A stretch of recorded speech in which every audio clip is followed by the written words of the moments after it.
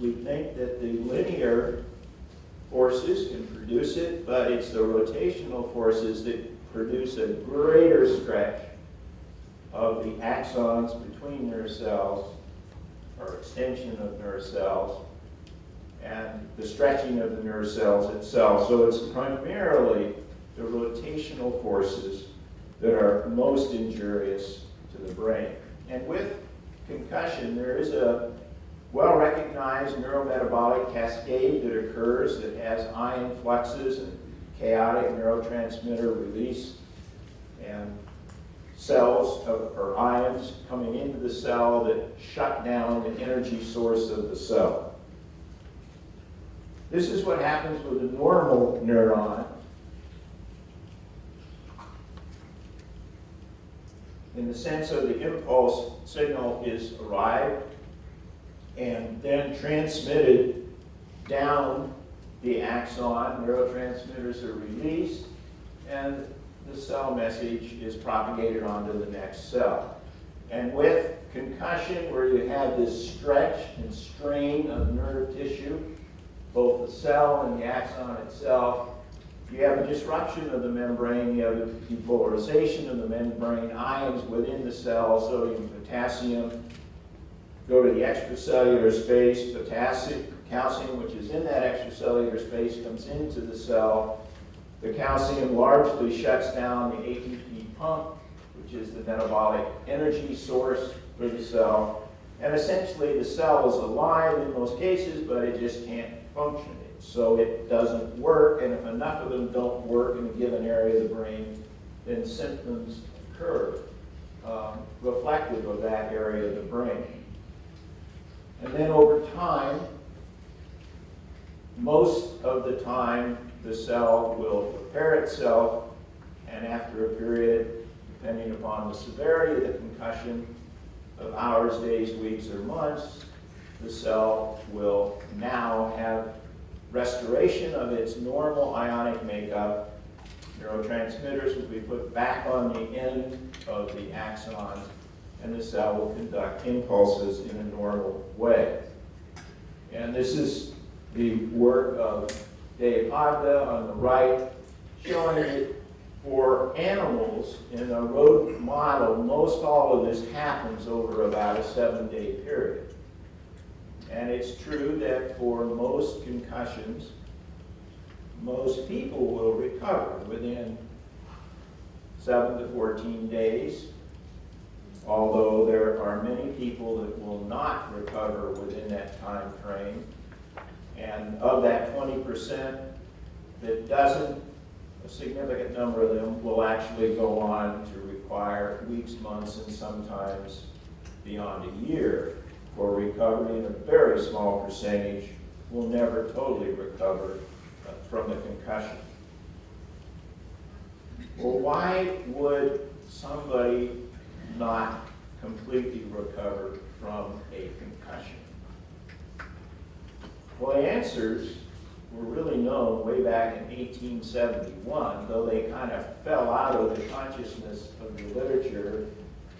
And as Tip and Ken and I so well know, when we read papers that were written a long time ago, we say, my gosh, this is something we should have been aware of, but it kind of fell out of consciousness. Well, James Crichton Brown, way back in Brain, indicated that concussion is not just a metabolic injury that clears up within 7 to 10 days. He made the case for it being a structural injury in which the dynamic changes in nerve cells and their connecting fibrils were the major issue. And then it was Frederick Mott, pardon me, that linked repetitive head trauma with structural changes, and a number of pathologists, including Harrison Martland, who is credited with the clinical description of CTE, which at the time was called dementia pugilistica, essentially was saying that concussion did involve structural injury, not just metabolic injury. And now How do we know that for a fact? Many people have now tragically had the experience of examining youngsters and some adults' brains within days of a concussion and seeing diffuse axonal swelling and or axonal disruption, so that we know with concussion, even though we can't see it because it's at the microscopic level, and you have to look at it at that level to see it, there is structural damage in some cases. Another concept about concussion that I'd like you to think about for a second, and this will allow you to understand why helmets will never, in my opinion, as currently constructed, freely on somebody's head, eliminate concussion. Though I'm 100% behind supporting better helmets all the time, and the work we do with Oxy is in that direction. But it was known a long time ago from animal work done by Tedeschi, actually at Boston City Hospital, that animals that had their heads moving and then impacted a fixed object, when compared with animals who had their heads fixed and a moving object impacted them of exactly the same acceleration force, same inertia, that the animals with a fixed head did a lot better. Chances for concussion were reduced about a half, and the chances for death was dramatically reduced. Think about that for a second, because that's 1945. It took this crash in 2001, when Dale Earnhardt was in the last lap of the Daytona 500 and he was blocking, and he got tapped from the rear, and his car turned sideways, and he went directly T-bone into the wall at what seemed like not a dramatic impact. Though, of course, it was in those days, concrete walls, not safe for barriers, and of course it was a pretty big impact. And I won't get into seat belt issues and what kind of helmet he was wearing and so on, but the point is, he was the fourth driver that year. Adam Petty, the heir to the Petty family, was killed that year.